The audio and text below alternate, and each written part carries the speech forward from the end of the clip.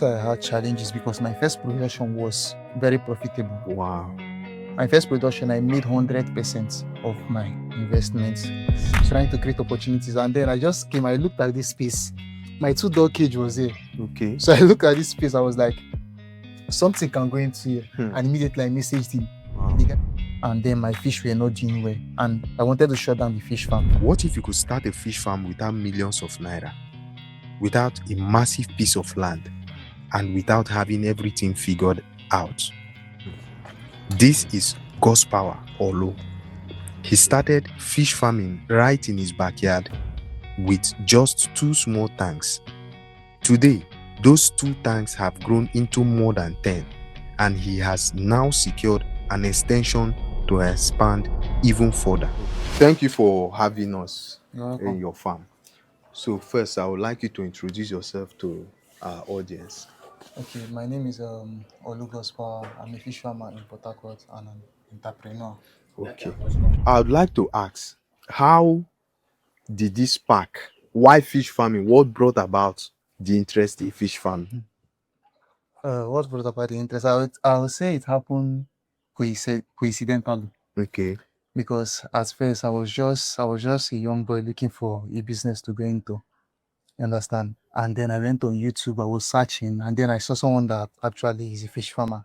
So I texted him, but he did not reply me. And then I forgot about the business and went into other business. Wow. But after some few years, I met someone inside a public transport where I was taking my dog to go and treat.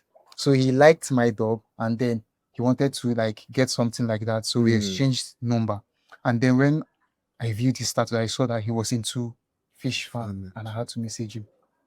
And So that after a few years, like about 3 or 4 years, you understand? So I messaged him. I told him I was interested. But after I messaged him, there was no funds to even go into the fish farming. Wow. So I left it. And later, I came back. After the other business which I went into feed, I had to come back to my family house, which is this compound is my dad's compound. So I had to come back. And when I came back, I was now looking for what to go into again. Because I've had some other feed business. I was looking for what to go into again. And then I was reading a book that Rich Dad Poor Dad. And it was talking about looking for opportunities, trying to create opportunities. And then I just came, I looked at this space. My 2 dog cage was there. Okay. So I looked at this space, I was like, something can go into here. And immediately I messaged him.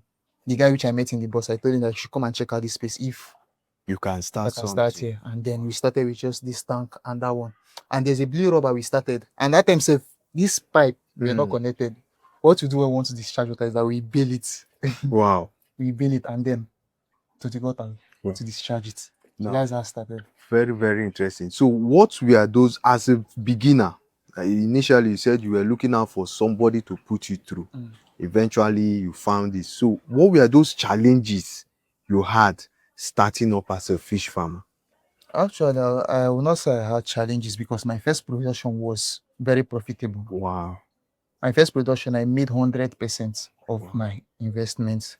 So I did not have challenge. But later on, I was not focused on the business. Okay. I was not focused on the business because I felt like the return I had was a little compared to like other business which I have done and all that. So I was not focused on the business. So I totally ignored the business. And then I started having mortalities. Wow. And then my fish were not doing well. And I wanted to shut down the fish farm. And then I was asked, if you shut down this fish farm, what are you going to do? Will you just stay like that without doing any business? And then I had to go back to my records. And then I checked. I saw that even the times my fish did not do well, even the times I had mortalities, I was always breaking even. I was not making any loss. Wow. Like I've not made loss since I started fish farming. I've not encountered. Then there must be something. There must be a reason or a secret, because for most farmers, the moment you start, you have some kind of mortality rate. So what were those things you put into? Now I was lucky enough. After I met the first person, the guy I met in the bus, which is my mentor. Okay. I still went online when I created my YouTube channel and then my TikTok account. I was opportune to meet someone on YouTube. Okay. On TikTok rather. I joined his TikTok live. And he offered to mentor me for free. Wow. So when I was even having those challenges, those mortalities, he told me, keep feeding your fish, you will not incur any loss. So after the sales, I still see that instead of incurring loss, I will break even. Wow. So So the my main thing is mentorship was a very huge. yeah. I had two mentors. Wow. And from what you said, you mentioned record. Yes. So if you were to guide someone who is deciding, I want to start fish farming, what are those things you're going to advise him? Mentor, records, what are those things they should put into consideration? Okay, if I want to advise someone to get into fish farming now, I advise this person to get a mentor first Okay. and then keep records. Okay. Funny enough, my first mentor did not tell me anything about records, but because I wanted to, from my previous business, I know that record keeping is very important. Wow. I had from the first I started keeping record, and with time my record keeping improved. Wow. With time my record keeping improved. So mentorship, records, are there other environmental things they need to know? Because when it comes to feeding, is there any way you subsidize your feeding, or since over 70% of the cost or running cost goes to feeding? For me, I don't really look at. You only after quality. Yes, I use. Wow. I think my mentor, the one I met on TikTok, when I was married, when he was too free to an extent that he had to call me on video call and then show me his record keeping through his laptop, and I saw that he was using Blue Crown feed from juveniles, like from the 2 mm to 9 mm. And I was not using that. I was using more local fee. When I after 3 mm, 4 mm, like switched to local fees. Wow. So I had to like just move on like that. So I don't look in subsidizing my feed. you go after quality Yeah. to get the Yeah. best. So what would you say are those challenges or issues that catfish farmers are going to face definitely, and how do they overcome some of those challenges? The challenges catfish farmers are going to face, one is financing. Wow. If you don't plan your production, you face challenges. Wow. You have to plan your production. And secondly, get quality seeds. Wow. It was what affected me. Those times I wanted to shut down the business, I was buying seeds from breeders that were not doing well. Wow. So I was buying seeds from breeders that was not doing well, and that is why I want to go into hashing, because I don't want to be risking my investments. Wow. Because you can plan everything, but if you get the wrong seed, all your investment will go. You keep on feeding and feeding, and then you will not have any. You will not see results. Wow. So now a very big question a lot of people want to know: how profitable is catfish farm? Catfish farming is profitable.